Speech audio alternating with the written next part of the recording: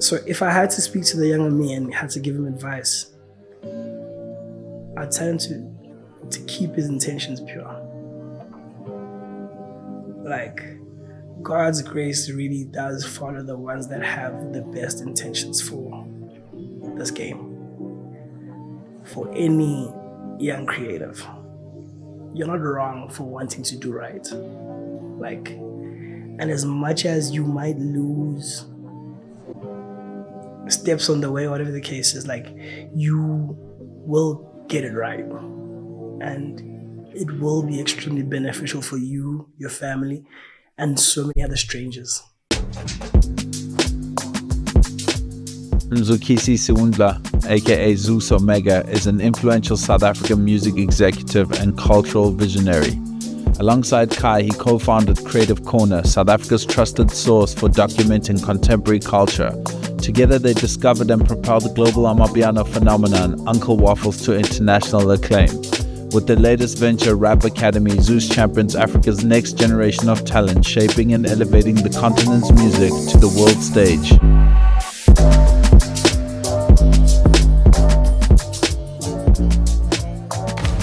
Heavy is the head that wear the crown. When I take the crown off, I put it on ice.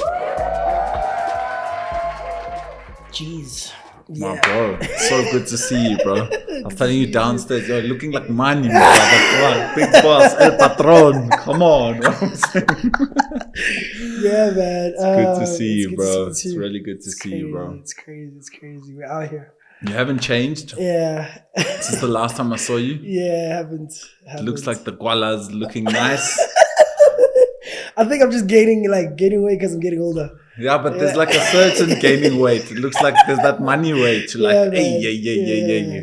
Yeah, but premium goods, you know. Yeah, but it's good to see you, bro. You're saying you still stay Southside, yeah? Yeah, I'm still based in the South. Okay. I feel like it's the hub of what we're doing. And it felt weird to even consider to move. So Ready. Yeah, we're still out there in the South. Incredible. Bro, sure. Before we get into like just a little bit deeper into your story, I'd love to just know, I'm seeing this like Rap Academy thing, like, please tell me about that, bro. What is it? I know it's been something in the works before like, it's even reached the public, bro. So tell me about it. Like, what is it? Man. Okay, Rap Academy is a record label that myself and Kai are co-founder of.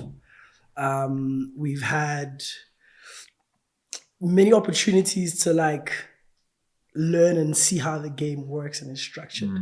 And from our core business, which is obviously the Kreative Kornerr, we thought, actually, bro, let's take the step, invest, pour into more young people, represent them on our own, so that we can kind of like channel the trajectory of their careers. Yep. You know, we've created a platform that always amplifies like talent, but we thought if we have our own roster, we can kind of change the game and like push our narrative in terms of what the music industry should feel, sound like, and feel. So yeah, it's genius, bro, because you guys really get it. You really understand the detailing of, from an A&R perspective, finding the records, you know, finding the people. For sure. I think you guys get, you know, this term gets thrown around, this artist development so much, but I think you guys really get it, bro. You get it from like a fundamental, what does it look like on social media, to how are people going to experience it live. So I'm mad excited for you guys to do that, bro. Sure, man. It's like,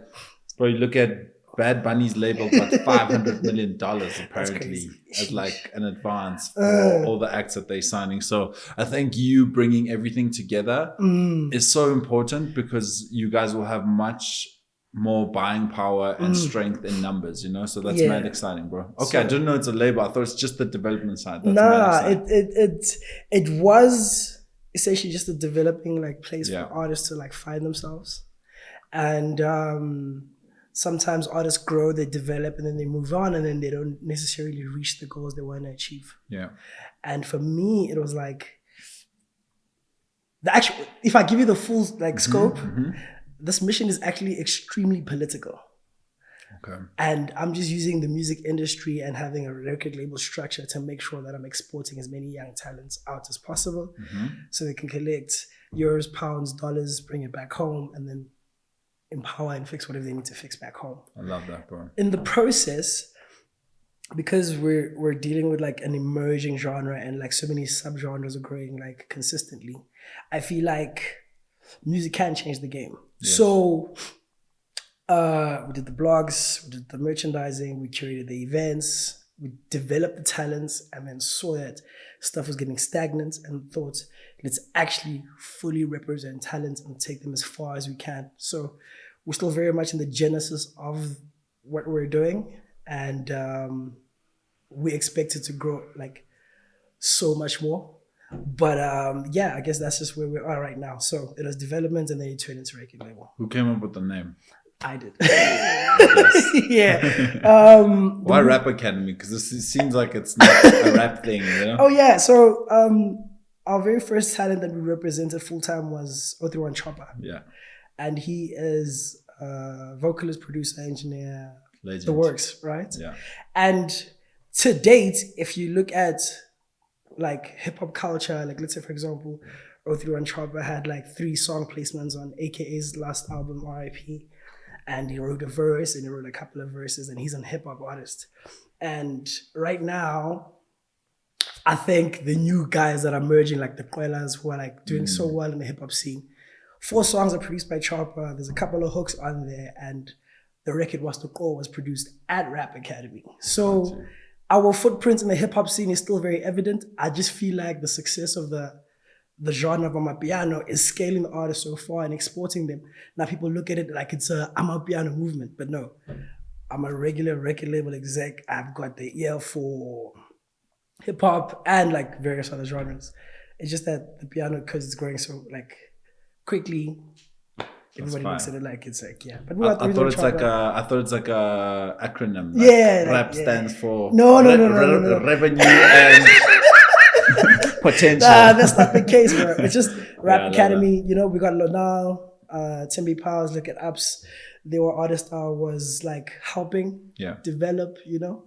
And we were like such big hip hop lovers. We're looking at the Boys and Bucks movement, and that kind of inspired everything. Upon many other things as well. But I think that's just the core thing. Like we were just like young hip hop kids in the space, loving the genre. And the name came up, Rap Academy, which is like 2013. Crazy. Okay. But it only launched properly like in 2023. Crazy, bro. Yeah. Jeez, so people think like this happened overnight. Nah, it's been around. It's been around. Yeah, it's been around. So, bro, so tell me, if we now watching a Netflix documentary. Okay. Yeah. You know, we reading your autobiography one day. You know, you're on the cover of the book. You know, it's that black and white photo. Yeah. And I open the book. What is the introduction I'm going to find? Like, what is the beginning of your story? The beginning of my story.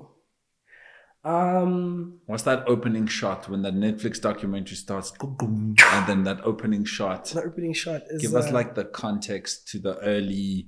Like, what do you envision the beginning of your story? This guy that loves music, extremely misunderstood, doesn't know how to articulate himself. If people pay attention to him, he'll be the helping hand. The guy that's here to find solutions to problems people thought they didn't have. A lot of people make it difficult to trust and to build and grow. But the core of my business has been just invest in young people that feel and look like they might be next, like filter everything out. So growing up, always wanting to help and not being the guy trusted to help based off the fact that you don't move the way other kids do. Yes. Like at this particular time, you're supposed to go to do homework. You're locked into things like, I'll say music, for example. But you're not even growing to a point where you're even like understanding how to read and write. I'm extremely dyslexic, by the way. People don't know this. Crazy.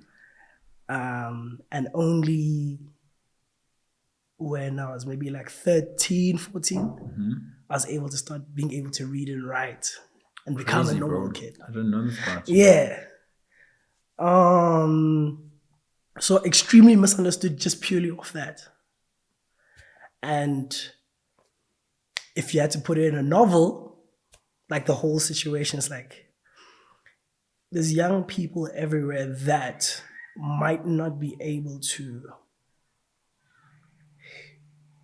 do well in what you think they should be doing well in, but they're extremely brilliant in whatever they are, you know? So I tell the story or write a book about the kids that are misunderstood, that have different values apart from what society wants them to be great in. Yeah, I guess I love that, bro. Yeah, that's powerful, bro. It's. I took some time to like get the wording right, but like I think that would be it. There's a lot of. I think that's powerful, and that's a strong intro because you paint this picture of someone who. These are like, that's not normal, you know, to deal with that as a 13, only when you're 13, 14. And it's like, but that's your reality. That's how you know it, you know. But I think I'm sure it also gives you like a little bit of superpowers in other places. Oh yeah, for sure. You probably have a better feeling with music because it's not articulated. Everything needs to be written, you know. So yeah, I guess for the longest time in my career or my life, I felt like I don't belong or don't make sense purely off the fact that now it's time, for example, it's time for class, it's time to read out loud. Bro, now the nerves are wrecking. You can't even like fathom, how do I say this word? How do I do this? How do I? Yeah. And then when the book is away in front of me, like out of like away from me, whatever information you've spoken about, I was able to pick up. Crazy. So I guess, yeah, that's it. The misunderstood kid that has the plan, but doesn't seem to be the guy that looks like he has the plan. Yeah, I love that you touch on like you being the guy that's out there like helping people, because like people sometimes don't take that too seriously because you don't have that sort of main character energy, bro. So when you're the guy trying to assist, it's like, yeah, but what have you done? Yeah. And you know what I mean? I get it. And I love that you touch on that, bro. So what would you say is like the first creative endeavor you pursued, bro? Was it like music, photography? What was the first thing you came across that you were like, yo, I need to try this? The first thing I came across that I thought was great was actually music. I tried to be a rapper. But the fact that I couldn't read and write made it extremely difficult. However, bro, similes, metaphors, all that stuff, like all the like jargon of like English, and like I could understand it and get it. Like I can hear bars clearly, but it was extremely difficult for me to write them. So I tried to write, I tried to be a rapper, and I could feel that I really suck at it compared to somebody else. And my younger brother is extremely gifted. He's like a rapper, even to date. He's not professionally, he's not a rapper, but like he is, I think, one of the greatest writers I know to date still, like on a personal level. But he's like a graphic designer or whatever the case is. That's insane. Yeah. So I saw him like writing verbs, like verses and rhymes, but he wasn't interested in music. Yeah. And then I wanted to do it, but I really sucked. So I guess that was the first step in me like trying to be a creative. And then I was like, okay, I suck at this. Let me try to produce. I get to the laptop, bro, even just like FL Studio, just the whole mix up is like, okay, this is a bit too much for me. Oh, that thing looks like the Matrix the first time you open a sound program. You know? Yeah. And then my older brother as well, his nickname was DJ Lelo. And I wouldn't call it envy, but I used to hear my mom saying, hey, DJ Lelo. And I was like, why is he recognized as an artist? I want to be recognized as an artist. This is like just at home as a kid. Yeah. Then as I'm growing, I'm starting to realize that actually, bro, I really suck at rapping. But during the school freestyle sessions, I can hear people that are great. And then now when battles are happening, I'm like, trust me, this guy is the guy. You guys will see when it's time to like drop bars. And then as that's happening, the guys are dropping bars, there's like tournaments and whatever the case is. And there was a day I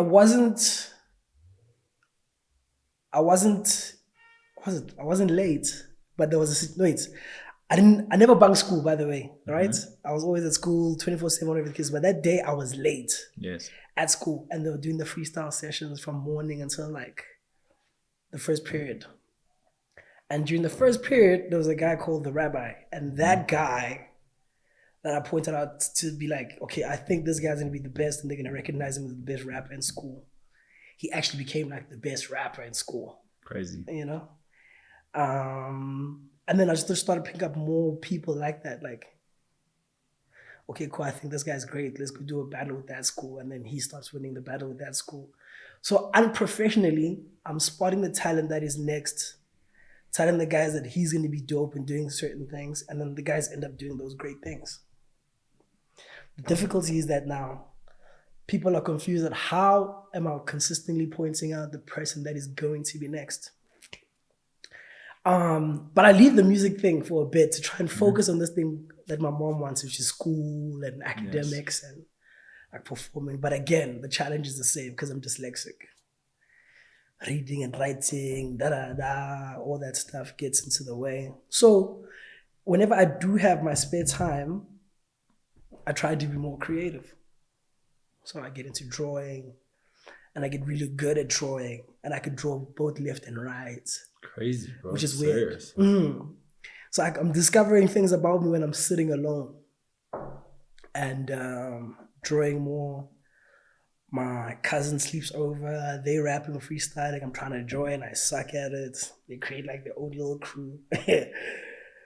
And I'd make a decision just not to be left out and tell everybody I'm actually not a rapper. I just love creative stuff. This guy's dope, this guy's dope. And unintentionally, I start becoming better at artist management because now that we're at school, people are realizing, yo, you realize that this guy was next. What is the way forward for him? And then your homie that's just a rapper, you then start searching and seeking opportunities. Like, oh, there's a house party happening. I think you should just go play your song there. You never know what moment might happen. Or as that situation happens, oh, shucks, there's another guy that's also hosting a party. Let's go create USBs and just hand them out. And, oh, I'm hosting a house party. I need help with the venue. Okay, cool. And all those little things that you're consistently doing, you don't realize that you're compounding it into becoming like an artist manager. I then start having a very big dislike for people, like across the whole world besides my family. Because when I'm at school, I'm trying to help people. This guy is stealing posters from me. This guy is taking my eraser. This guy is... So as I'm growing, I'm starting to hate people because I'm like, why are these people doing bad things to me? Like, I'm such a good kid, you know? I don't need you to steal my Drake poster. Yeah. Or whatever the case is. Drake poster being an example. Yeah. So I like close myself off. I find a way to get myself a phone. Mix it as a thing. I then start hating people, but I love seeing people happy. Especially if I'm the reason. So with the Mix It chats back then, the phones are coming in. I think it's like about 2007, 8. At the time, Mix It is a thing. I then start hosting like break parties, like at break. All right? Say, okay, it makes at 12 o'clock, we're gonna link up next to Ms. Duplessis' class. Crazy, let's all bro. go there and just chill. And that turns into like little picnics with girls and guys, but that builds a network. Community, yeah. A community that just kept on building. And just felt like you were part of something. yeah, for once. And these people don't steal your Drake poster. They don't! People at break, engaging with each other, having a good time, and I orchestrated it.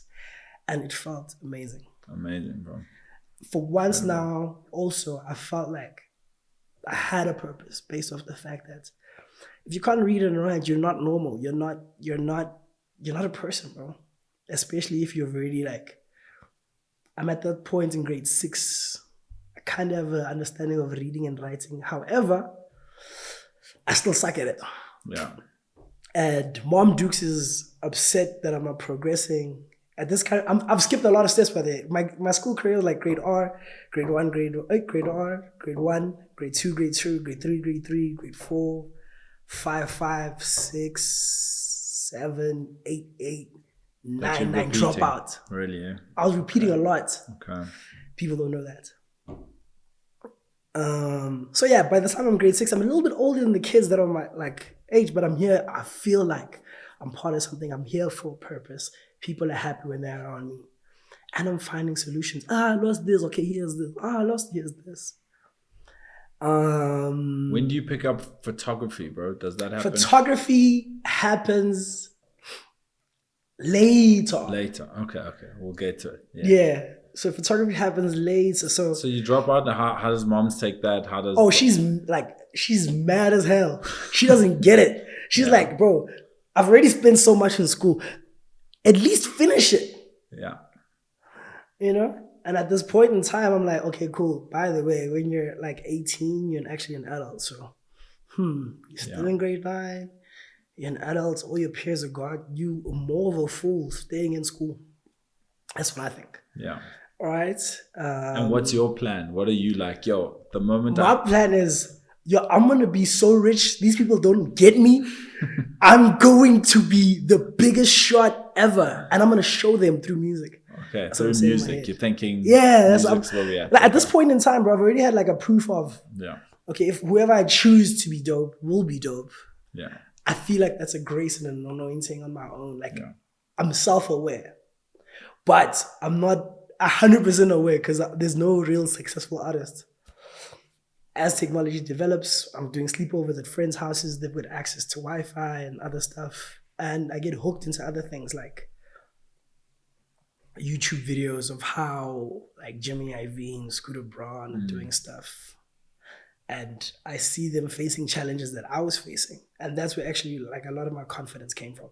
Wow. That this guy, he bet on this guy and nobody believed in him. And just before he became bankrupt, life changed. And everything he said now made him look like a genius. So I think I'm a genius. That's what I thought. All right? Yeah. We carry on, I'm watching, I'm learning, I'm seeing so many parents. Also, another thing, my mom's got like so many qualifications. It is ridiculous, bro.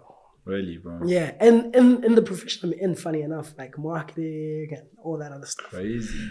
And I'm looking at her qualification, I'm like, but ma, you got so many qualifications, but you kind of broke. Like, there must be a glitch in the matrix. Like, there must be a glitch. Adding up, man. It's not adding up, you know? So I hyper focus on what I love, obviously. I see my mom's situation. I see how other people are living their lifestyle. Like one of my homies, his mom, okay, this is me fast forwarding now. Yeah. One of my homies, his mom owned a jazz restaurant called Nikki's Oasis. Mm-hmm. So every weekend I'm trying to sleep over at his house just so I can go listen to them play music every weekend. And I'm seeing them jazz, drums, percussions, like, and I'm like, I'm loving this. This is cool. And back at home, the house is half built. I'm not trying to chill at home. Home is whack. I'm gonna keep chilling at this guy's crib because he gets to go to his mom's restaurant and his mom's doing all of this stuff. So I'm learning from his mom. When they're sending people around, I'm just picking up how they do things. The mom doesn't look at me as a person that's not smart because I don't have to read and write in front of her. You know, I just always make sure. Wait, I'm good with maths. Oh, crazy, bro! You said, oh, for real, you're good with brilliant, maths? Brilliant. Wow, like it's weird. That's crazy. Yeah, bro. let me. Yeah, but I'll get back to that. Yes. So I'm going to Boyza's mom. She's sending us to go do things because she's running a restaurant. So she's now sending us to now do like chores around the crib, around the restaurant. Okay, go buy this, go do this. Yeah. Bro, I'm doing that, but I'm giving her the change like quick, like bah, bah, bah. Like, so as now I'm running an operation, I'm seeing how bartenders work and do things up and down every day. I'm at the counter doing the numbers as well. Because I found it very easy. I don't even know how I even learned maths as well as I did. But I knew it. And the mom so valued me even more. So she started co-signing me. Crazy. Like, hey guys, no, go do more of this.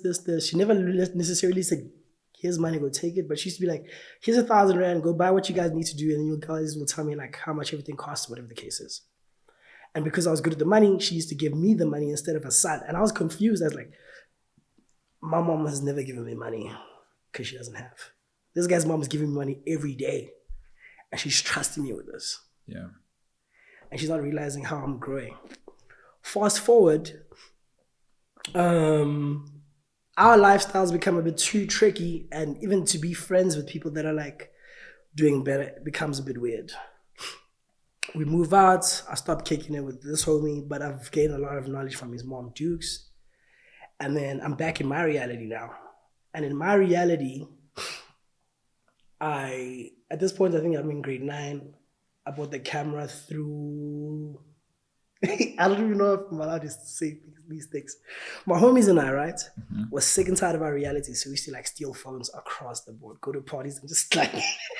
Terrible, Zeus. You're terrible. My man, you must, in this day and age, you need to go buy like 10 iPhones and give them out just to clear your car. No, bro, I've cleared... I really... Trust me, check the streets. I've cleared, bro. I've cleared more than God can take. Of course. But, so my friends and I were just extremely rebellious and we're just stealing phones and like doing not good things. Yeah. We were feeling like, hey, we deserve this also. Like, I'm a good kid, I've done this. And we're going to parties to network. We're going to parties to get girls. We're going to parties to meet new people, you know? And because we loved entertainment. At that point, I didn't have the camera yet. Yes. So we're going out. I'm thinking, I'm coming to these parties. I'm not dressed the best. How am I gonna get everybody's attention to like pay attention, like, and give me the chance? Because now we're moving to the north. We're going to the west. We're seeing different cultures, different people. As much as we're there on like good vibes, we're extremely rebellious. Until one time, one of my homies gets caught by the cops. And the beating he got was enough of a lesson for all of us. Crazy, right? He got the hiding of his life, like lifetime. From the cop? From the cops, yeah. I think there was a venue called The Fluid, if I'm not mistaken. Yeah. In Rosebank. So he got caught there. They took him, they beat him up, they roughed him up all the way to the T. We started like, I also felt like I shouldn't be doing this. It doesn't feel all right, but my friends are doing it. These guys accept me. Let me do it. Like, yeah. good kid, mad city. I'll call it that. But I could feel like, okay, cool. We all love the game. We all want to be artists, but we don't have to live like DMX and how the guys are living. But that was happening. We're in the space. I'm realizing that this is wrong. And then I stick to my 9 to 5. But how I get there is I told the pastor at church, yo, I need a job. I'm on like midterm break at school. Please give me an opportunity. The guy takes me to work. The pastor introduces me to a man called Marco da Costa. I think that was his name. I hope I'm not getting it. Sorry, Marco, if I get your name wrong. So Marco now looks at me, has a conversation. He's like, you look like you're a smart kid. What's happening? Why aren't you at school? I'm like, oh, no, it's midterm break. He's like, I bet. I just need you to go pack circuit breakers. Bear in mind, I'm good with numbers. So circuit breakers are the switches that, like, you know circuit breakers, yes. But those don't know, those are like switches that toggles that have like power attached to them for your lights to go on and off. So now you gave me the task to go pack circuit breakers. There's all these different brands, Ornesto, Shin, CBI. And there was a simple instruction. I need you to pack these circuit breakers and put them back in numbering sequence, because customers come in, they need like a DIN rail like circuit breaker, and they put it back in the wrong box. So now there's a big storeroom just filled with that. And all the people they were employing couldn't get it right. And to me, it's like, this is just a giant puzzle. A shelf full of circuit breakers from like 1970 to like 20, whatever year I started there, I Yeah, think like yeah. 2015, if I'm not mistaken. I sorted that out, and then I got employed at a 9-to-5. As I'm getting employed at a 9-to-5, I'm sending money back home to my mom Dukes. I'm working. I buy a camera. The camera, the reason why I bought it is because I'm seeing a lot of people my age taking pictures, but they didn't feel and look dope. Like it just didn't feel right. So I enhanced the skill quickly, and I'm shooting, and going to all the parties, grabbing contacts, whatever the case is. Still empowering talents, various talents. I've actually skipped so much. Empowering as many talents as I can in the process. But I now have this camera, and with this camera, I can enter any section. No one is stopping me. When I enter the venue, the bouncers are open. I'm like, you know? And this is an opportunity to network now. Yes. So I'm networking, telling everybody my story. Yo, I'm Zeus, I'm a photographer. I represent artists. At this point in time, I've helped so many artists, Gator, The Big Hash, who. But I do not represent them.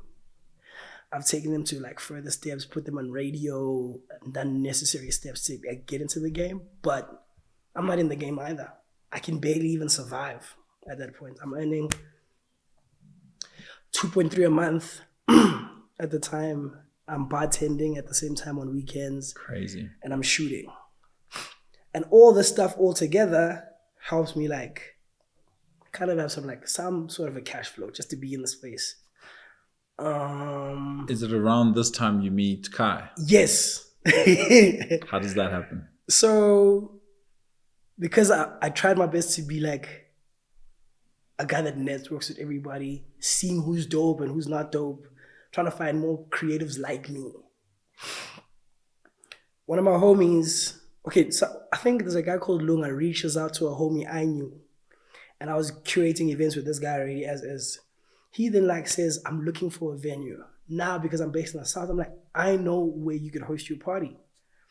And there, Kai's party was happening called New Wave. And they had lost the venue, I think. And then we were like the last minute plan. So Lunga taps in with Ishi. Ishi curates the show for Kai and his team. I'm not tapped in with Kai at that point in time, but I've got a camera. So because my homie got the venue and I just made like 300 Rand off orchestrating everything, Yeah. I then go to the show and I realize it's a brilliant show. What a dope show.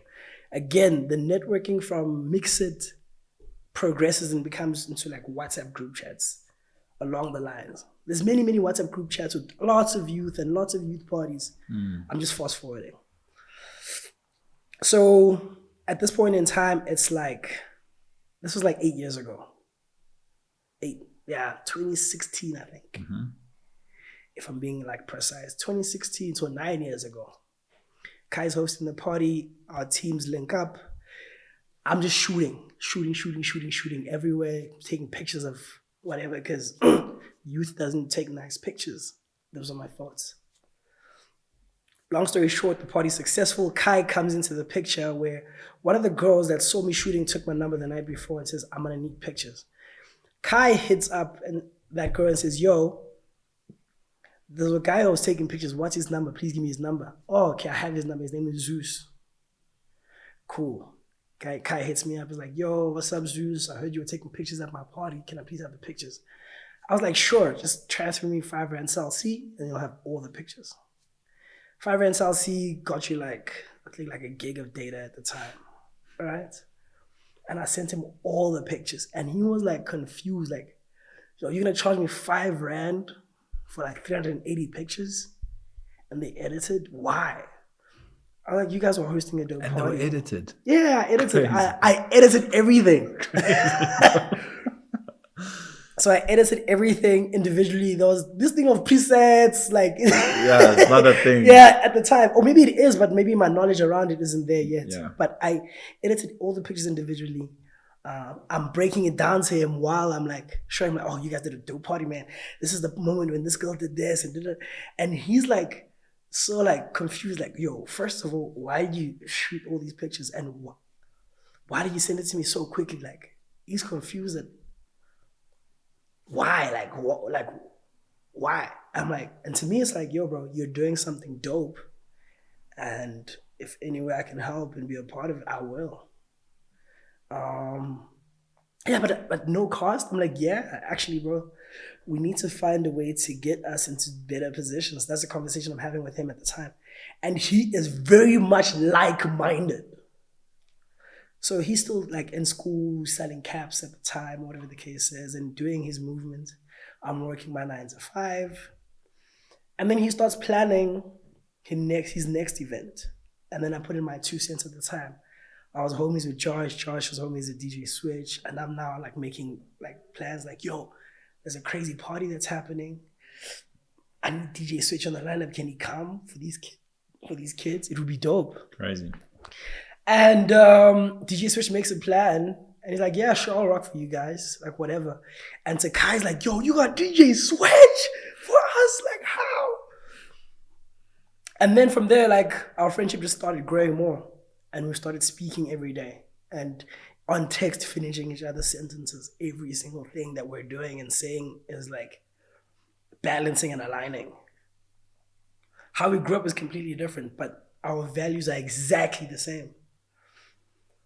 He then comes up with another idea, because at that point in time, I've got a little bit of a brand and a buzz from shooting and taking pictures, which is a very critical part of my career too, the photography. I'll dabble a bit into that now. So I've got a bit of a buzz. He's got this thing called New Wave and it's doing exceptionally well. We're like, okay, cool, let's brand it, bro. He's actually coming up with the suggestions. I just know enough people to get things done. So it's like, I think we should do 1, 2, 3. And every single time he had like a plan or a suggestion, I kind of knew somebody that could like facilitate what we're trying to achieve. So going back, like I said, I was a photographer taking everybody's cell phone number. I walk into a venue, bro, from the bouncer all the way, cameraman to everybody in the room, taking pictures of everybody, taking all their cell phone numbers. Crazy, bro. If you want your pictures, send me a text, I'll send you. I was happy to meet somebody like Kai, so I wanted to meet more people like him as well at the time. So I'm just taking all these cell phone numbers. Now, as much as I don't have budget to like host my own parties, I've now got the network that can get things done very quickly. My marketing pool and tool, like I just become so influential on the ground. I became the biggest WhatsApp influencer. I think I was the first person to like even have like 1,000, like 10,000 contacts, and like Crazy. When you post on your WhatsApp, it's got like 4,000 views. It's like people from all over WhatsApp. Yo, I was a WhatsApp influencer. Crazy, bro. And people trust you. They see you at the parties. They know you're seeing vibes. They know you have good taste. Bro, it's game over at this point. Crazy. So whoever's curating a party, if I don't have the budget to facilitate the party, people were making me curate their shows with their budget. And they were becoming more and more successful. Bear in mind, as much as I'm not making money from all this, my network and net worth in terms of street culture is growing like in a way I couldn't even like keep up myself. Yes. Kai now is exactly like me, but he's more book smart. He can read, he can write. So when I co-sign him, I've co-signed a lot of people, and when they come and they leave, they come and they leave. Kai's the first person I actually co-signed, and he actually stuck with me. Crazy. And as I co-sign him, teaching him like the things that I know, he's enhancing those things. Crazy. And I'm just bringing more opportunity. He's a stay-at-home guy. I'm outside in the streets taking pictures, showing him, yo, bro, check this. This is happening in the culture right now. Oh, that's so dope. Yo, check this. And then he's like to me, bro, let's start a platform called Kreative Kornerr. Crazy, bro. And what is the thing? And at the time, his name was Creative Kai. Yeah, I was like, bro, there's no way in hell I'm going to start a company with you. You're going to call it Kreative Kornerr and you're Creative Kai. Change your name, bro. Like, you know? And then he changed his name to Guy Diaz. Slept through the flights, like that was the nickname, whatever. And I was Zeus. And there's some clips as well. I'm so glad this happened like in this millennium. I've got everything, all the evidence. Dope. So he switches from Creative Kai to Kai Diaz. We built this thing, and the aim is to now just amplify and post all the things that we're doing every day.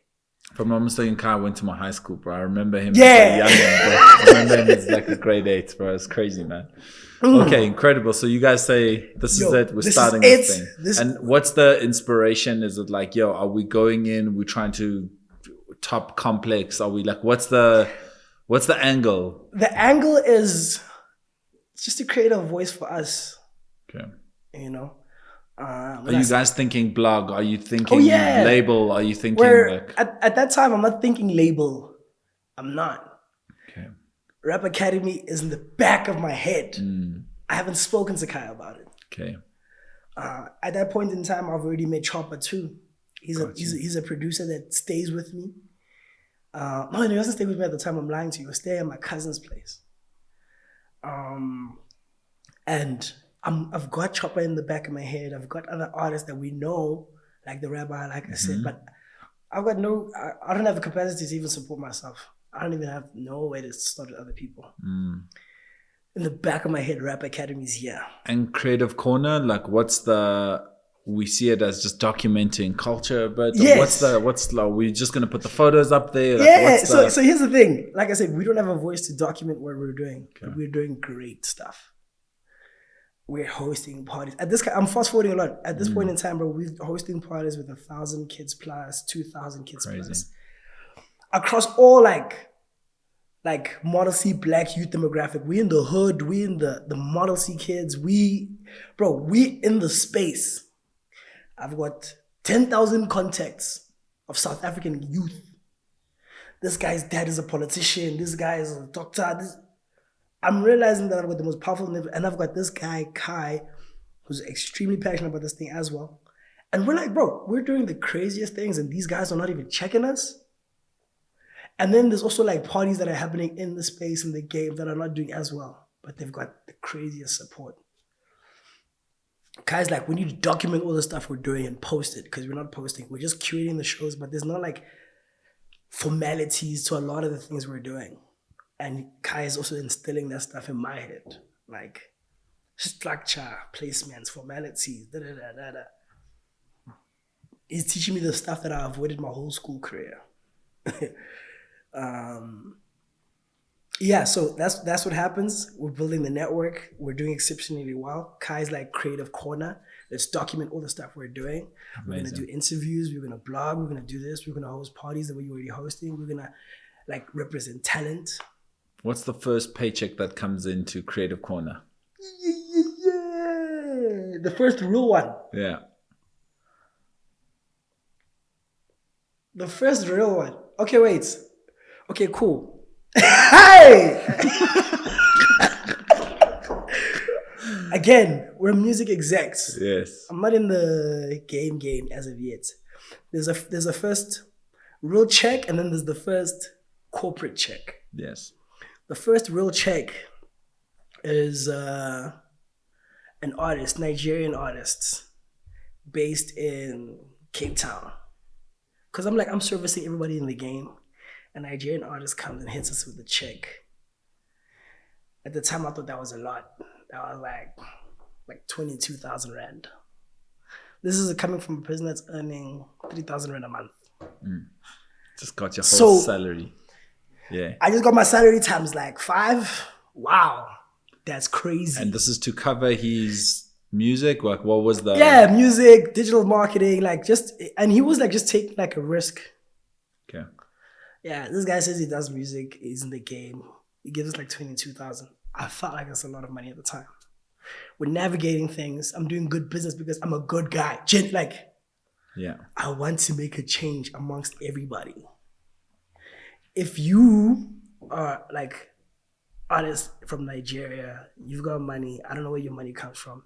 I think if I make your money legit, maybe you change my life too. So we put that into practice, representing a Nigerian artist, helping them, putting them in spaces, venues, places that don't belong yet. But because the network is so huge, I'm able to navigate things. At the same time, that check helps us stay in like life and just be in the culture. And because we're so invested and involved in culture, sports team comes into the picture. Crazy. Because we're using money that we're making from like Nigerian artists across big to small to help upcoming artists in South Africa. Crazy, bro. And these artists are progressing and doing a lot. So we've got a campaign that we're dealing with what sports team put me on at the time. And we're sourcing the talent that has to be on the platform and whatever. And we're getting paid like 120 a month for that. Well, there's many other like things to the 120, but that was like the actual figure. Crazy. This was like 2019, 2018. Yeah. Is this around the time you guys link with Ricky Rick? He's not even in the picture at that Crazy, point. crazy. Okay. Like, I'd love for you you were to in the tell us picture this. though. Oh, yeah? Yeah. How so? When did we... At the time, I knew that you were doing daisies. I've just been doing my research in the game. Mm-hmm. You were doing the festivals, you were beatboxing, we saw you on New TV, whatever. Kai is telling me that you went to the same high school with him. I know that guy. I went to the same high school. Yo, that guy is big. He's doing his thing. I'm like, oh, for real? We're mad inspired at that point. Yeah. And we sat down at Clearwater. Yeah. Had a conversation. You were telling us what we're doing and what should be enhanced or whatever the case is versus like the parties we were hosting. Yeah. And information has been the best thing for us in terms of if ever we get a chance to sit down with anybody. I've got like a live textbook. So everything we engaged on stuck with me and Kai and we progressed and moved on. Incredible, man. So we're inspired by all the OGs that are like actually reaching out to us because the platforms are growing. And we've got sports scene as a check. I took O31 Chopper out of his 9 to 5 at that point. So it's myself, it's a lady called Lebo, it's Chopper. Damn, there's one kid, I forgot his name. I need to find him. He was also in the mix, but he was just like lazy. Yeah. But he was there too. We're growing, we're making sure that we're investing in culture. We're making this money from sports scene, we're using it to Uber.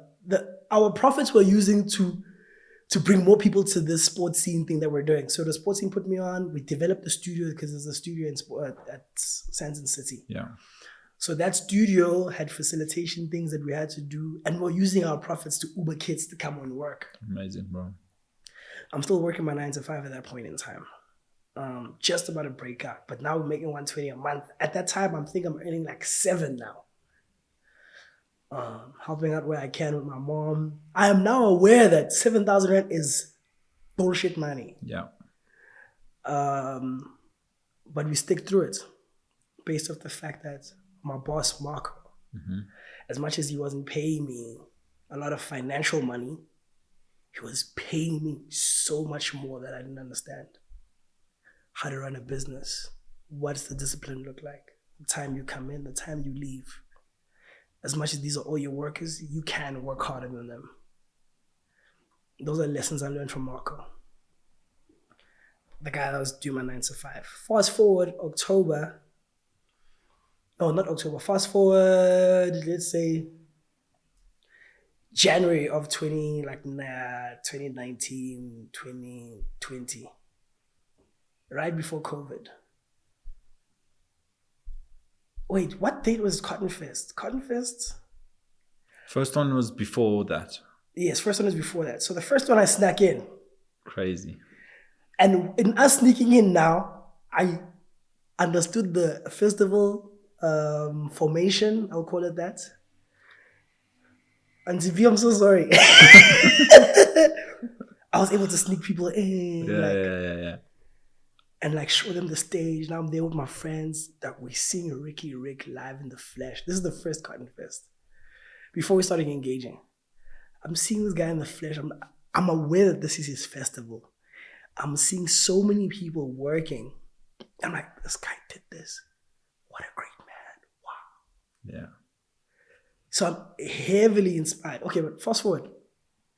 We're inspired. We're looking around. We're seeing the game for what it is. And then the following week, Ricky came and he was like, this guy's running the biggest blog in the country. I'm like, what the fuck just happened? Like, Pointing at me. That's crazy, man. I'm like, yo, this guy sees us. Yo, we're working. This guy can see. That's Ricky Rick, bro. Crazy, bro. And I'm like confused. But immediately, as soon as he dabs me up and dabs Kai up, we like going our ways and like, yo, these guys can actually see it. Bro, if this guy knows us, bro, the shit we're doing is real. We gotta like double down and tell our story. Yeah. So we start paying attention to detail, figuring out the story across all the artists, the ones we're supporting on the platform and the ones that we want to potentially represent. Other people we're servicing more than others, uncontracted, not making money from it, but we're getting the skill of engaging promoters, engaging the game, speaking to people, the whole 9 yards. Ricky Rick knows us. Yeah. That's what's happening in my back of my head. Now we're in a position where we're engaging more clients, understanding digital marketing. At that point, I had a background of like being part of Twitter armies. I'm teaching that to Kai. We're learning, we're growing. Ricky knows us. And we're working because Ricky knows us. And I started hosting more artists, housing them, because now I've got a little bit of capital. Yeah. Like from all the stuff we've been doing, like more Nigerian guys, Yes. you know, like brands are paying attention. They're giving us 2,000, 3,000. And I'm using that to sustain the artists I live with. So at this point in time, I take on Linnell, Timmy Powers, Lucky Daps, Otuan Chopper, and other artists are just coming in and out as they can. We're all sharing my bedroom. And it's around this time you send the message to Kai around Uncle Waffles? No. Is this later? This is, bro, Waffles came so late in life, bro. Crazy. Like, everybody thinks that Kai and I'll call it like, had like success after Waffles. Now we were working. Yeah, absolutely, bro. You know? So I'm housing all these artists. We're doing this thing. COVID hits. That time we're representing Costa Titch. I remember. Ricky Rick is helping us, allowing us to do some of his shows. And I'm servicing Chopper. I'm servicing so many other people. Yeah. And you guys were doing like bookings for even people you didn't represent. Yes. I remember that. Yes. I remember chatting to I you was about like doing bookings for everybody. everybody, yeah. And you were getting a fire rate, I remember. Oh yeah. Yeah. I didn't like I was passionate about overcharging to this day. Yeah. I call the number, I'm not afraid. So at this point in time, I'm taking pictures with everybody in the game. I'm hosting everybody's shows. We're consulting but not charging, but very invested and involved in everybody's careers. And they're doing well. So that allowed us opportunity to navigate a lot of their deals, especially because we were with these guys from the beginning of their careers with our platform. As Kreative Kornerr grew, all the artists were growing with it. As you're becoming the voice of culture, every post starts mattering more because the algorithm is choosing the platform. Everybody wants to be posted on the platform. Everybody wants to be a part of it. Everybody is like engaging. And every day we're posting a new guy you've never seen. 100%. And he is gifted and 100%. Became such a source of new, Bro. and especially like me, I'm someone who's tapped in, bro. Yeah. Like I knew what the hell was going on. I started finding people on there and I was like, yo, who's this R&B artist? Like, yo, and you guys really did, bro. Like you really did. You had us glued on. Yeah, it was the new age of digital marketing. We didn't have money for payola, for radio and TV. We weren't even watching that stuff in any case. Yeah. We were like, this platform is going to be the platform where everybody finds out about everything. Yes. If whoever did an accomplishment and copped a new car, we'll tell you about it. If anybody got a deal with whoever that's serious, we'll tell you about it. Myself and Kai were because we had the network, we'd like just call the artist, yo, I saw you posting this. What's the format? What actually happened with that? And then the artist will give us the breakdown and we would spread the narrative as the artist wished. Brilliant. And And that- even aesthetically, bro. Yeah, like aesthetically, it looked great. you Didn't know? look like anything else in the world. You guys were doing your own thing. It was like clean, bro, you know? And it was the intention to amplify talents. And every day when we posted, I could see, bro, this is an artist that has like 2,000 followers. I post him on the platform. That post gets up to like 6,000 likes. This guy's following triples. And then it becomes like something dope. Like from Doors to Nanette, Focalistic, Willy Cardiac, like, bro. And the core of this came from me first lying to J Molly saying, yo, I could get you on radio. I know nobody on radio, bro, at the time. I was like to J Molly, I could get you on radio, my bro. Trust me, you just need to do 1, 2, 3, and you'll be on there. And the only reason why I was confident thinking that I could get him on radio, in inverted commas, is the fact that Chaotic needed a voiceover. And because we were cool, like he was like, yo, I need a tag. I'm about to go on radio for the first time. I'm like, okay, if Chaotic's on radio, this guy's on radio, I could do something. I know. So yes. So Chaotic is like, okay, I need a tag. I create the tag for him. That tag of his, it's your boy Chaotic and the set is Chaotic. So let's turn Crazy, bro. I did that like 12, 13 years ago. That's crazy. And it's tagged till today. So that's dope. Did you know that? No, I didn't know that. Now you know. That's dope. So Chaotic now, he's my plugin. I'm like, yo, who did you speak to on radio? Give me their number. Yo, Jamal, I can get you a radio. Just create a Twitter campaign.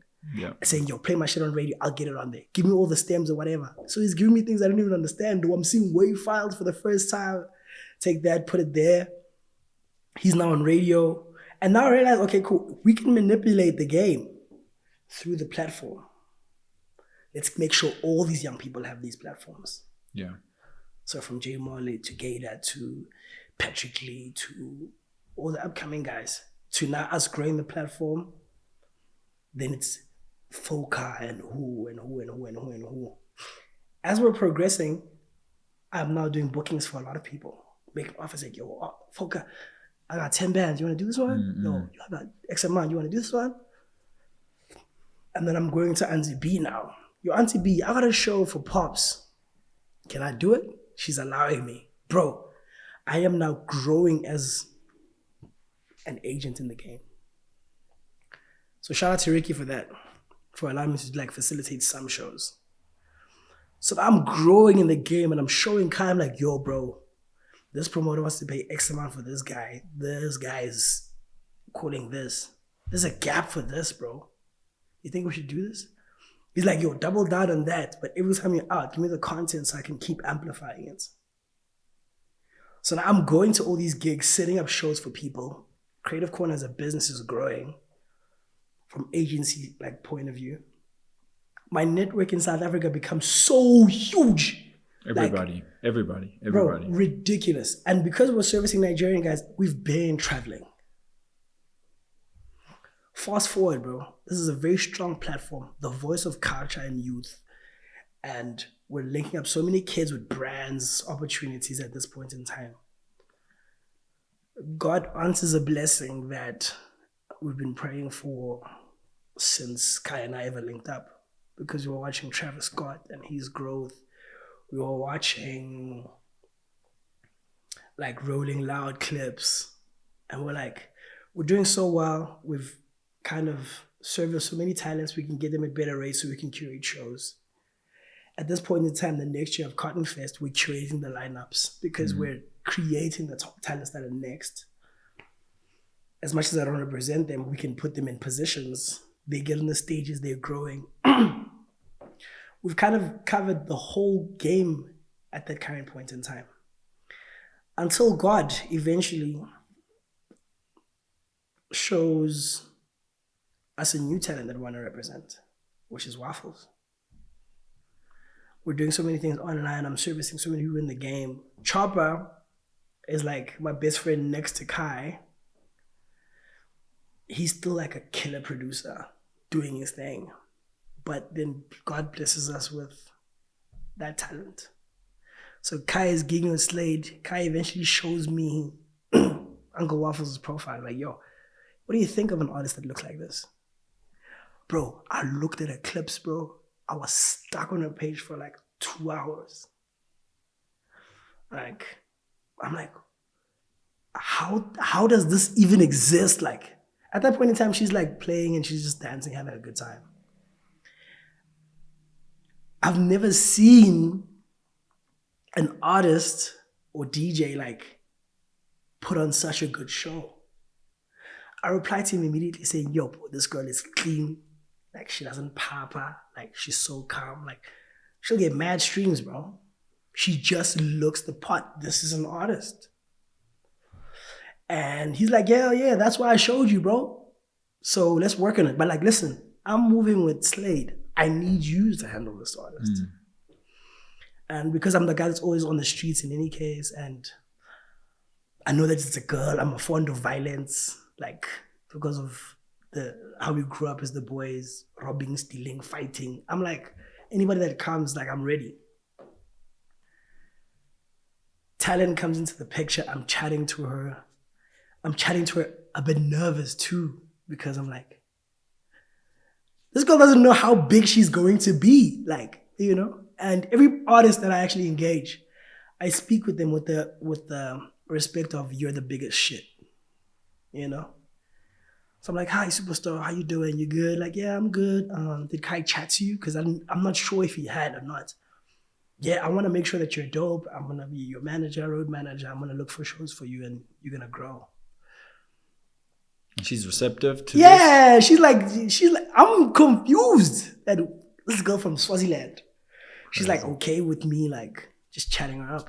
I'm like, okay, cool. So what shows do you have and how much did they pay? Like, yo, she's telling me stories of, no, I was supposed to do 2 shows. The guy ended up bailing on me. That didn't work.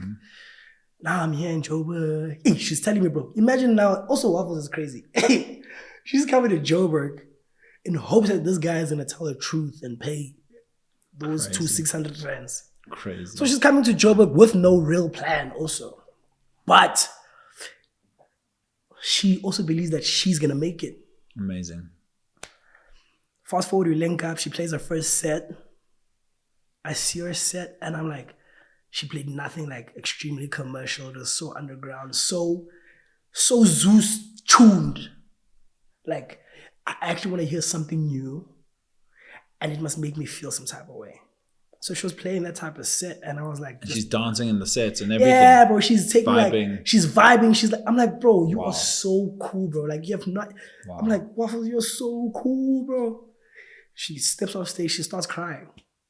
And I'm like holding her now. This is the first time we're actually properly engaging. Wow. I'm like, bro, why are you crying, bro? You're doing so well. Like, you did it. You killed it. Like, nah, I don't feel like I did a dope set. Crazy. Kai's still kicking it with Slade. He's doing the bookings. We got Linda in the cut. She's cooking. I started developing a relationship with Waffles because I'm such a big fan. Now we're going around. We're going to go buy bras and going to go like all the stuff that ladies do.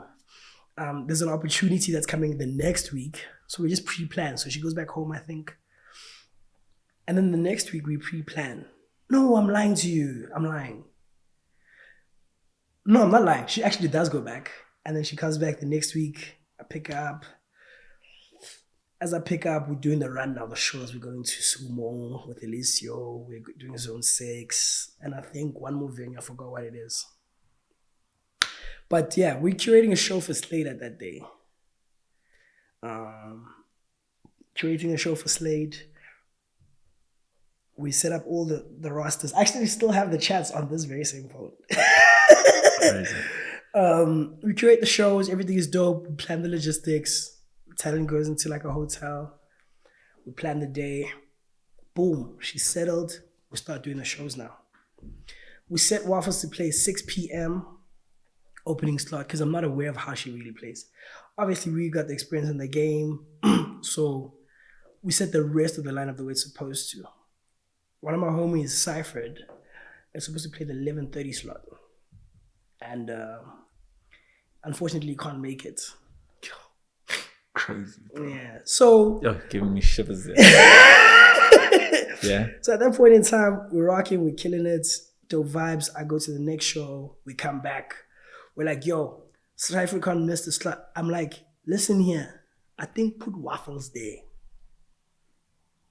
And let's see what happens. I'm like, Waffles, bro. She's extremely nervous because she doesn't understand that, yo, actually, bro, when you're a performing DJ, you can actually play the same set a couple of times. Like if you're traveling different venues or whatever the case is. It's okay, you're performing, you're playing a set, like, So go do that. And a lot of DJs don't look at that format like that. As much as you're a DJ and just a producer, bro, you're actually performing. You're actually there to perform. So she creates a set list. She gets a bit more comfortable. She presses play. She's rocking. I'm feeling the atmosphere in the room, bro. Bro, the crowd, I'm looking everywhere. Like, these people are enjoying themselves. They're vibing. Like, again, because I was a photographer before, I still have the eye for content and wanting to post and just be there. So Smith and I are just briefing each other on how to do stuff. So Uncle Smith, he was Waffles' shooter. So as soon as Waffles landed, I'm like, yo, this is your shooter here. He's living with us. We're moving together. We're cooking. We get to the party, bro. I don't know, something wrong with the CDJs at the time. Somebody did like an auto loop or whatever, boom. So talent is a bit stressed. Yams comes in, he clicks it, boom, everything is set. She now just like started learning how to DJ properly.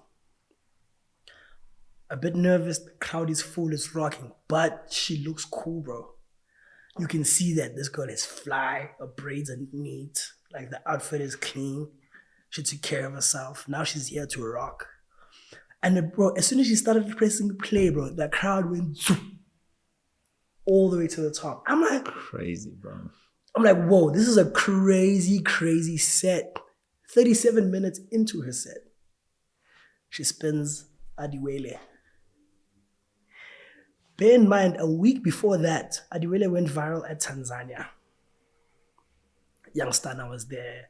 I was distributing play, energy drinks for Tulani because Tulani just put everybody in the game, like everybody's name in the game and hosted a party there. Like, but everybody just pulled up and supported regardless. So I came with like power play. So Adiwele went viral the week before. I think Gabsa was playing it. Somebody did the Adiwele, whatever. Throughout TikTok and Instagram, the whole week that was going viral. Waffles, 37 minutes into a set. I think this is like almost midnight or just past midnight, just like 10 minutes past midnight. Crazy. I'm feeling it. I'm like, yo. Bear in mind, this is like the hardest exclusive, like exclusives every day. 100%. Bro, the crowd, I'm looking around, my phone switches off. I'm like, what the hell? I look up. I'm like, Smith, give me your phone. Bro, my hands up in the air. Bye. Gives me the phone. In the camera. She's been cooking the whole time, but now that the atmosphere in the room is all the way in the top, she's at ease. This is like 5-6 records in. She's comfortable. Now she's like even exploring passing. She spins that record in the crowd. And then the lyrics start like obviously playing. Yeah. I'm looking around, I'm like, nah, I gotta take a video of this. I shoot the clip. Did you shoot the clip? Yeah, I shot the clip. Know that, yeah, I shot the clip. You shot the clip, I shot bro. the clip. Oh, that's crazy. Bro, that's crazy. Yeah, bro. But I could feel like, what the fuck is going on? This is such a good vibe. Bear in mind, core values. Young people gotta gather together and have a good time. We're here curating a show for an artist we represent. I'm having the time of my life at this point. It's literally like one of the best days of my life. And Kai is my partner, Slade is doing well, everybody's like cooking, like we're in the right space.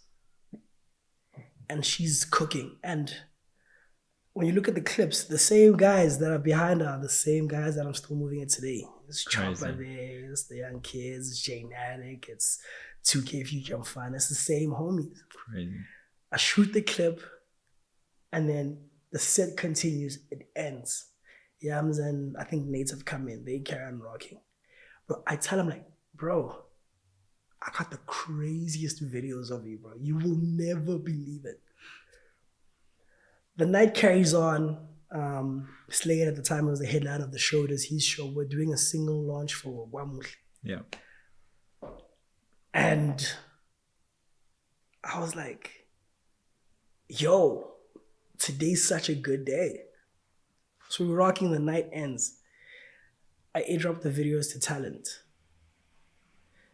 She looks at the videos like, oh my God, this is like the coolest video I've ever had. And the thing is, bro, that clip was literally like me stepping into the first clips I ever saw her. That's so crazy. That's how it felt to me. Yeah. The very same video that Kai showed me on IG, like, yo, this is this girl. I was standing there, I'm like, okay, now I've got a chance to shoot this myself. Because I can see that she's amazing. She's rocking. We shoot the video, she posted. At that point in time, a couple of days before, I think she was on like 3,500 followers. Yeah, somewhere there, right? yeah. I did a feed post. I did a feed post that took it to like 5.5 because I got like 3,000 likes on that post. Like, if not 3,000, like 2 point something. The algorithm was in her favor just based off the fact that, okay, cool, you got this social, this is happening, whatever. Kai's amplifying. So she's getting like a good organic push. She posts that clip, bro. That clip, hey man, it just starts. Immediately, bro. Crazy. And she posted it on Twitter first. Crazy.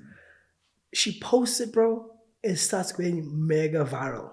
She moves from 5.5 to 7, from 7 to 13, from 13 to 22. Like this is, we watch, scroll. When she gets to 77, this is all happening in one day.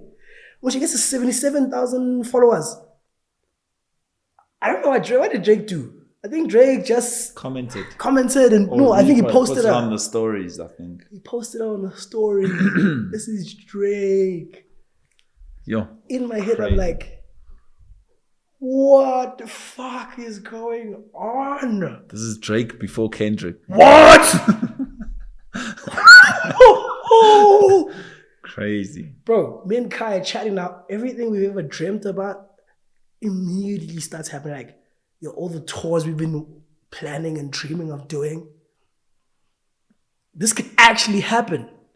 Don't fuck around. Let's double down. I bet. She's going viral. She's like, yo, what the fuck should I do? I'm like, yo, put my WhatsApp number on your bio. Kai creates a bookings poster immediately. I say, yo, if you're trying to book this girl, these are the contact details. Bear in mind, I worked in like a 9 to 5 for like 7 years, right? So picking up the phone was like easy. Hi, Mr. Siwundla, the whole format. So Kai's like, nah, this guy, he's got a lot of experience. He's been answering the phones and negotiating deals for the longest time. So Kai appoints me to do that task fully because he's seen that we've been doing it through the booking agent stuff. That happens immediately. Twitter also immediately comes with the hate. Immediately. Who's this girl? She probably can't even play. Why is she? This girl is wearing a G-string. All that long stuff. Yeah. At that time, Kai and I already have our network of people. 2 weeks into her blow up, I immediately think, you know what? You're such a delicate brand. You're so cool. I've been in the hood. I've been in the burbs. You're appreciated in the hood more. So any suburban gig, we're not going to take it. We're just going to go straight to the hood. And she was like, okay, cool. We're here right now. We're viral. I'm viral with you. So I'll let you dictate how things should be happening. Okay, cool. Boom. Inquiries are coming in. And $5,000 a gig, $7,000 a gig, bro, 13 grand a gig, then 50, then 20. Immediately. Yeah. At the same time, bear in mind, I'm super close with Ricky. Mm-hmm. He's now, as soon as hate comes, like, yo, when the hate is coming, that's when you really have to show them your work. Because people always talk shit. Yeah. No matter what happens. You can be doing something great and amazing and everybody appreciates it, but they're going to talk shit regardless. So as soon as somebody talks shit on you, like, show off your work. It's the best time. I bet. So while they're showing off, we're now populating socials with all the other clips that were dope that weren't the viral clip. This clip, 100,000 views. This one, 70. This one. Crazy, bro. And we're moving, we're in the hood, everybody's screaming. It's like, bro, Michael Jackson came back. Crazy, bro. And now he's in South Africa in a girl format. And he just, the whole country, Yo, crazy, bro. What a time. Bro. What a time. What a time, bro. The boys are celebrating, we're celebrating. It's like, this is really cool. And that became your guys' main focus. I mean, you were still doing all the other things, but we're you guys doing so knew, many things, but we shifted our business. But you knew you were onto something. No. We shifted it. We had to shift our business, bro. Yeah. Like we completely shifted. Allowed other kids to even get market share, teaching other people the game, because we've progressed further than what we were doing, and we were aware of this. And you had, for the first time, had this opportunity that was like not even your OGs got, bro. You guys were in new territory. Yeah, this is new territory. Like, bro, this is the global play. I'm getting random calls from all over the world. Labels. None of my OGs have done this. Yeah, labels. It's agencies. It's everybody. It's features. Bro, it's the whole world. Bro, I'm being called by the whole world. Crazy. And I'm just like, at that point in time, I'm just praying to God that I'm making the right decision for talent. Yeah. My experience didn't reach the situations that we were getting into. Like, my knowledge around navigating certain things wasn't that great. But like I said, good heart, good mind, good infrastructure, good people all around. So there's a lot of brilliant advice at that current point in time, because our business has a lot of success at that current point in time. And then talent was just an add-on. We leave the business and start focusing on making sure talent achieves the goal they want to. The reception I got from her playing in the hood made so much sense for her. I was like, we need to actually go to deeper parts of the hood. So I started answering all these calls that are coming from outside, from Ghana, Nigeria, exploring. At that point in time, I've versed it all already. I already went to Nigeria, I went to I've been all over Africa at that point because of the digital marketing. And I'm like, okay, it would be a bit scary, but let's just go for it. We start planning. Okay, in the process, I'm like, okay, cool. I don't want to get swindled outside. Who does international touring? I posted my IG story.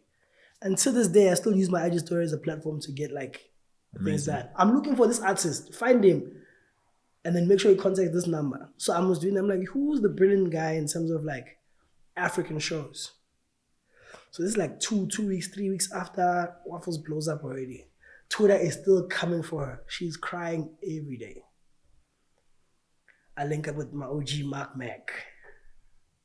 He tells me, no, this is what I do. I collect sneakers. I love them so much, but I'm an international booking agent. And I feel like your talent can do a lot if you want to be a part of the collaboration or whatever the case. I'm like, you know what? I'm going to chat to Kai and then revert back to you. Immediately, Mark Mac then starts teaching me like agency stuff, learning it on the other side. This is like touring talent agency. It was a lot different. Two Live Entertainment, I think it's called. Yeah, him and Mo. Yeah. So I'm working with Mark Mac. He's showing me, he's teaching me. I'm learning the lessons. We go to Ghana finally. I'm fast forwarding. Yeah. We go to Ghana. We set up an African tour. I go to Ghana with talent. Bro, sold out show. And she's playing. These people are loving Amapiano. It's going crazy. She plays Adiwele. People receive it as if it's her record. I'm not going back to AKA All Eyes on Me with Benna Boy and seeing how Benna Boy is loud and his verse was, and I'm seeing that same reaction in Ghana. And then I start looking at Waffles different myself. I'm like, yo, you're actually that superstar that I thought you could have been. But I thought this was going to come in 5 years' time. It happened in like a month of us working together. Crazy, bro. Wow. Immediately, we then start giving information. I'm like, yo, bro, listen. If you're trying to double up and make sure you're ahead of everybody, invest in your brand. Yo, if you're making 2010 is going to marketing. We're doing Twitter campaigns. We're doing digital marketing. And this is stuff we just learned from like watching stuff on the complex, watching, you know? Mm. So like we'll just like implement the same strategies locally. Fast forward, she becomes the biggest shot ever because she's over applying herself and making sure she's investing in a craft. And just traveling all over the world, and today she's Uncle Waffles. Incredible, bro. What's the business like structured today? Like I see Kai's rolling with Waffles a lot. Oh yeah, and what's... no, Kreative Kornerr and Kai, that's me and Kai, we're 50-50 partners. Yeah. We understand that the risk we put on each other and the love we have for each other and the business is going to continuously help us scale. Absolutely. I am aware that the plan was always to have a full roster of superstars. Yes. Kai is aware too. We then immediately think like, yo, let's empower new people. Amazing. Guys, girls, teach them the business so they can fulfill certain roles that maybe I might lack him. I might be brilliant over the phone and get the fee as high as possible to scale the business. But I suck at email, I suck at like follow-ups, I suck at all that stuff. Let's get people in that are going to be good at that. Amazing. And let's start facilitating those things. And then I teach them the core of the business of like how to navigate, negotiate, and just be a solid guy. And the business scales. I then start venturing, going back into Rap Academy. Incredible, bro. And nurturing artists more. We were able to we scaled the business, employed a couple of guys to fulfill the roles that we were doing in the streets at the time. Going out, posting, tagging. Because now we're in Europe, we're in London, we're in America, we're all over the world. Amazing. So there's nobody there at home now taking videos and posting culture in South Africa. How many people in the business today, bro? Yo, I don't know. I don't know. If I'm the core business, maybe about 15. Okay. Like 50. Hey, bro, not 15. I'm lying to you. Core business about 60. And this is like, let's say for example, there's myself and Kai. We represent Waffles. And then in this same team here, there's like a fleet of women that are like amazing. After the women, there's like a fleet of managers. And these managers have all artists. And we co-sign their artists. We started co-signing managers instead of artists. So we just started co-signing managers. Managers are coming with artists. Amazing. These artists are growing. Amazing. So now it's like, okay, when you look at Kreative Kornerr, okay, it's still just Zeus and Kai. But when you look at the pyramid of Rap Academy, look at the pyramid of, bro, it's huge, bro. You guys built some facilities, bro, at Rap Academy, bro. Bro, so many things have been built. Incredible. I can't believe it. Incredible, bro. So, okay, cool. So core of Kreative Kornerr, there's about 15. Amongst these 15 people, there's 30. And these 30 have, some managers have like the skill of digital marketing where they still like facilitating campaigns on Twitter with various brands and various influencers. Wow. And you guys doing some crazy stuff. Bro, so across the whole world. I can't even say the country. So and if you had to give me high level, what's bringing in the most revenue right now? Is it bookings? Is it it's the ads? Like is it a 50-50? Like what is high level? Bro, everything is so lucrative. I can't even pinpoint and say this is bringing the most money. So it's pretty balanced. It's balanced across everything. Amazing, bro. All the artists are doing exceptionally well. I love that, bro. There's Uncle Waffles, Shakes and Les, Zingomalo, Philo T, Biza, Real Music, Utuan Chopper, like Ice Beat and Spuda Maleda. And that's like the first roster. And those are like premium artists that are gigging all over the world already as is. Like I love that. This month, everybody's leaving. Crazy. Everybody's leaving. And then I've got like a tier of like new artists that are developing, like 10 of them, which is TK. I'm forgetting these kids' names now. Boy, who is it? It's TK, DJ Bless, Musical Chairs, Mordecai. Who else? Boys, I'm sorry, man. I'm forgetting you guys. There's too many. And this is like the new generation. Incredible. And they're now like covering other grounds. So, and all these people come from different backgrounds, but most of them come from underprivileged backgrounds. And they're now building their mom's houses, they're fixing things, they're building, progressing. And the music is growing so much. And that's when also I started thinking, bro, we can actually take over the world. And you're well on your way there, yeah, we're trying our best. So it's this fleet of artists that are doing exceptionally well.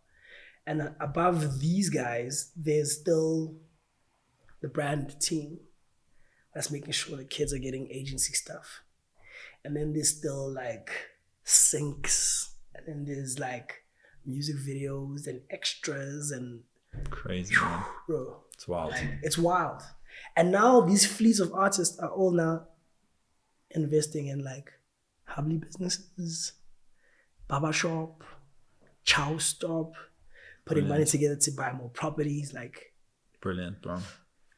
It's a crazy, amazing ecosystem that once they get into the right positions and they've sorted out their families, but we're all collectively going and just attacking Nigeria and just camping there, making music with everybody, and then amazing. From that it's gonna move to all the other African countries, and then incredible. Who knows how far it'll go. Few more questions, bro, before we wrap up. If you are speaking to a younger version of yourself, so I want you to maybe just like, it's advice to the guys who are stepping into a similar realm to yours, whether it be the management side, whether it be the media side, and maybe a separate one, if you don't mind, because I think you have such a wealth of knowledge. If you're also speaking to a new artist that's stepping into this game and industry, what advice would you give someone stepping in right now, bro? So 2 parts. So, one is like, I want you to wear the media management hat, and then the other one, I want you to wear the artist hat. Okay, cool. So if I had to speak to the younger me and had to give him advice, I'd tell him to keep his intentions pure. Like, God's grace really does follow the ones that have the best intentions for this game. For any young creative, you're not wrong for wanting to do right. Like, and as much as you might lose steps on the way, whatever the case is, like, you will get it right. And it will be extremely beneficial for you, your family, and so many other strangers. So keep on just doing the good, right work. Like, you're on the right track, bro. Keep it up. That's advice to my younger self. You're not wrong. I love that, bro. You know? And then the advice to artists is like, young men and women, no one owes you anything. Everybody has problems. Many, many problems. And helping you might not be the problem that will solve things, whatever the case is. You as an individual need to at least give yourself a chance to post at least 1,000 posts on Instagram, where you get to understand algorithm, posting, like times that works for your social media and your engagement. After those 1,000 posts, my man, I guarantee you will have fans. I guarantee you'll have a network of people you can engage to kind of share your narrative in the game. So young artists, go post 1,000 times on your feed. Then go reach out to people. That's the best advice I can give them. You're on the right track. Keep it up, bro. Keep doing good. Do right business. Right business lasts long with people. Like, even with Waffles being our talent, I don't know if I'm allowed to speak about this thing publicly, but like, we never said, let's get contracted. I know I just met you, but I got a big love for you as an artist. I got love for you as my sister, as my brother. I want to do best for you. And that's the only intention. And that has created the best business in general for me. Outside of the people that I work with internally, obviously there's many, many contracts that are business is business, it's whatever.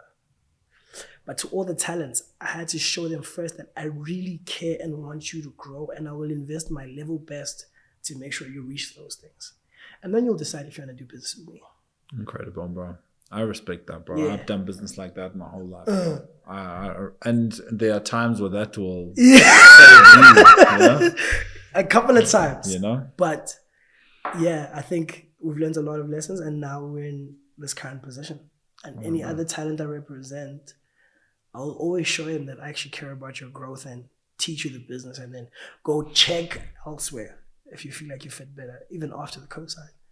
And then you'll come back and let me know. I love that, bro. Yeah, and it's proven to be extremely lucrative for our business. Incredible. So far. You know. Talk to me about you now structuring deals with artists. You are structuring splits and all these different things. There's a lot of talk about these things. Like, what, from your perspective, what is a good structure? Like, what's something people can look out for from a more technical side? Is a 50-50 a good deal? Is it a 70-30 in the artists? Is it a distribution structure? Like, from your perspective, what is something people can look out for, bro? You know, it all, you decide, or you navigate what is good for you. So myself and Kai are 50-50 partners. And everything we do with partners, whether he's involved or not. He's flying with Waffles, I'm here developing kids.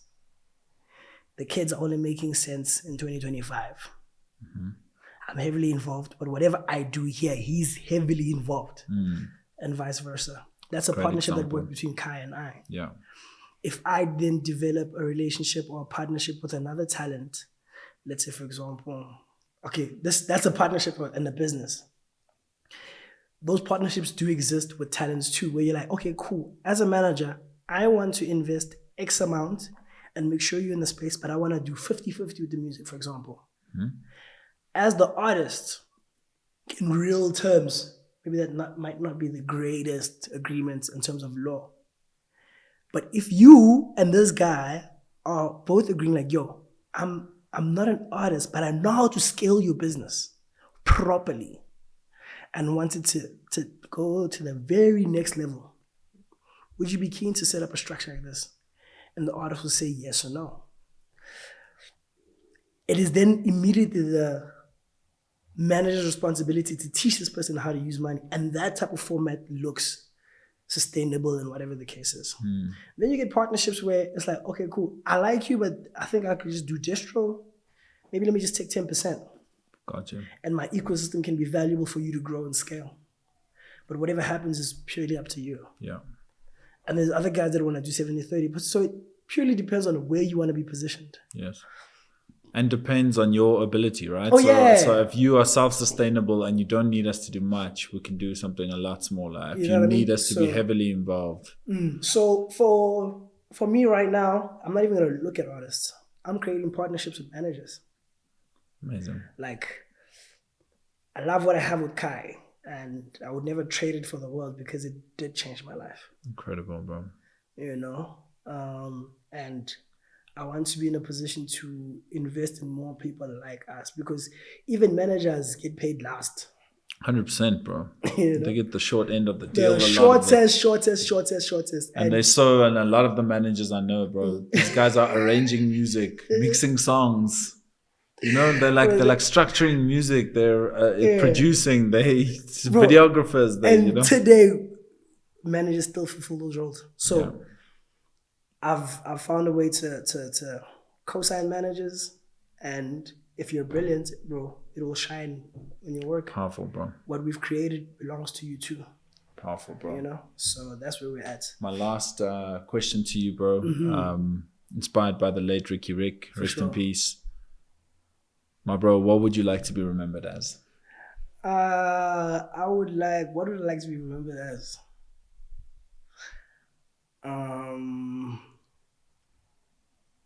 I'd like to be remembered as me, bro. I'm Zeus. I'm here to help. I want you to win more than I want that for myself. And that's my only position.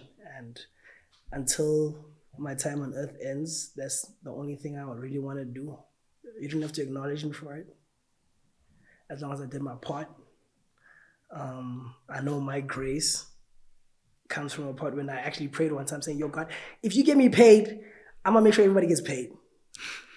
So you don't have to really remember me, per se, whatever the case is. But like,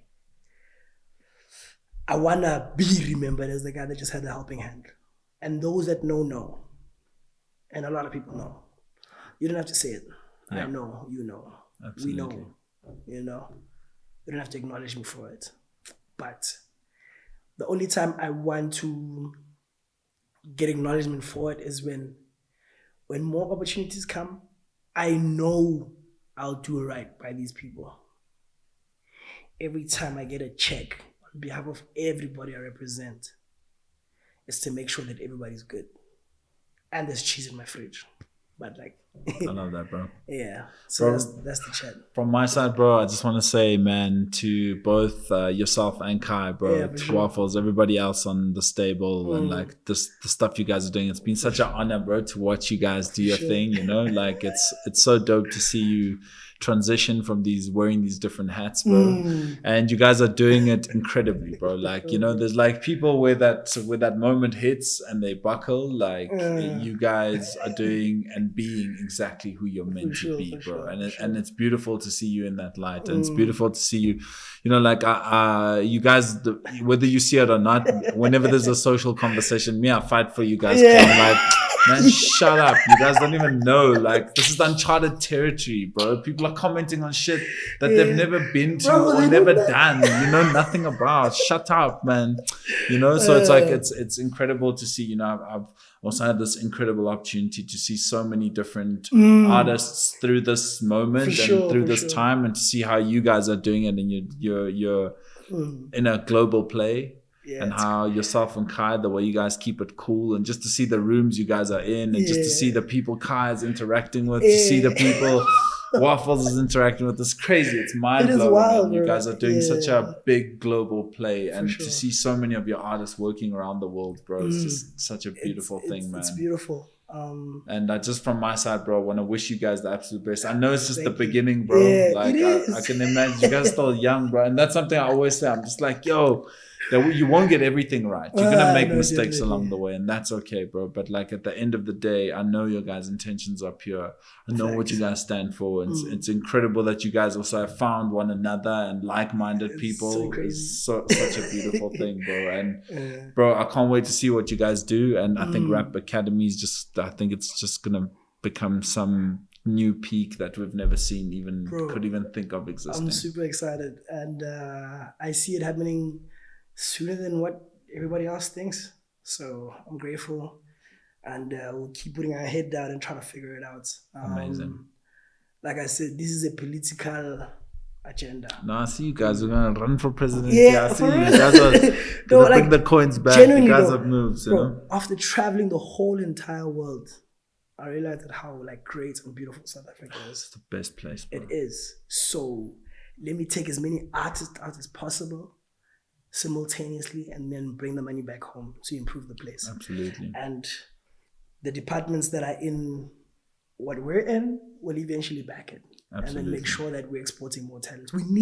I need like 100 Uncle Waffles as of tomorrow. I really do. Well, you just see the impact Coffee's making in South Africa, and the difference he's making. Imagine we're 200-300 of those, 400 of those, 500 of those. Bro, you won't even need the government support. Everybody will be able to do it themselves. You know? So that's the mission. Incredible, bro. And I want to make sure it happens, because so many people away from the music industry are getting empowered.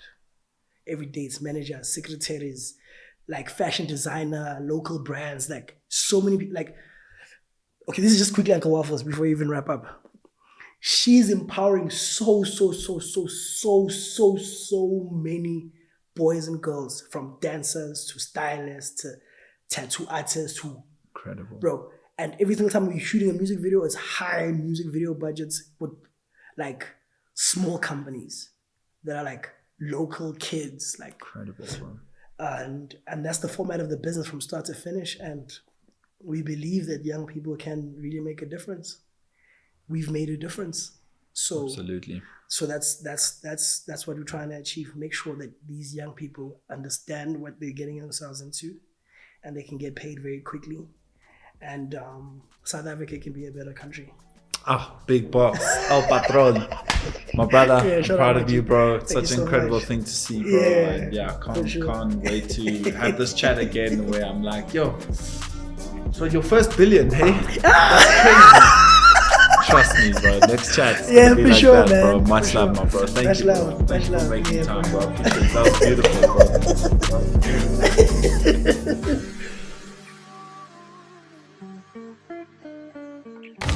Heavy is the head that wear the crown.